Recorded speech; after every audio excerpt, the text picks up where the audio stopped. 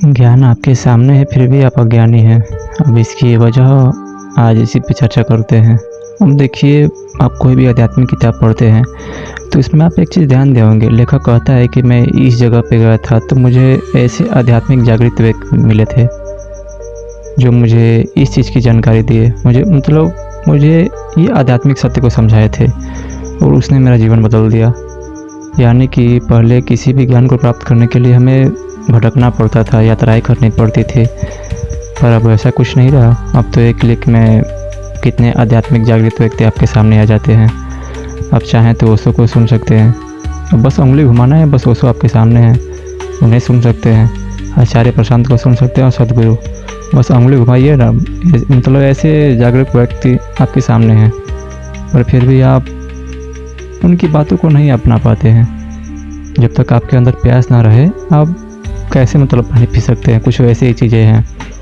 अब पहले ये था कि लोग यात्रा करते थे, उन्हें प्रश्न होते थे, उनके अंदर बेचैनी होती थी, और जो यात्रा करना होता था तो उन्हें खाली कर देता था, वो शून्य हो जाते थे। पर अब कोई यात्रा नहीं रही, अब कोई प्यास नहीं रही। अब आपके अंदर प्यास कहाँ से रहेगी। अब एक क्लिक में हर तरह की जानकारी मिल जानी है। अब आध्यात्मिक लोगों से आप कहाँ से कुछ सीखेंगे।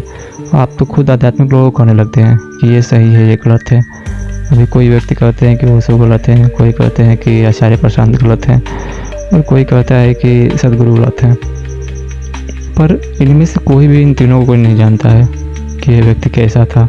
अब हो सकता है किसी एक को पसंद करते होंगे, अब वो पसंद करने भी एक वजह है, सोशल मीडिया का एल्गोरिथम।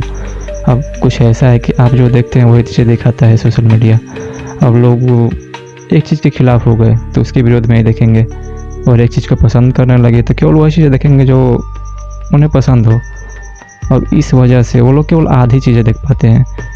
अब कुछ लोग ओशो को केवल वैसे ही नज़र से देखते हैं।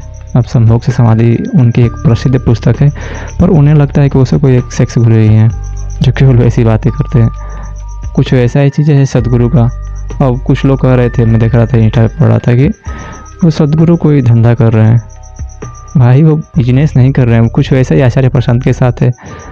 वो लोग एक संस्था बनाए हैं। अब ऐसे युग में जहाँ पैसा ये सब कुछ है, संस्था बनाकर वो सेवा कर रहे हैं। अब इसमें समस्या क्या है, तुम उन्हें सुनो, उन्हें जानो, तब जाकर ना तुम्हारे अंदर ज्ञान की ज्योति जलेगी।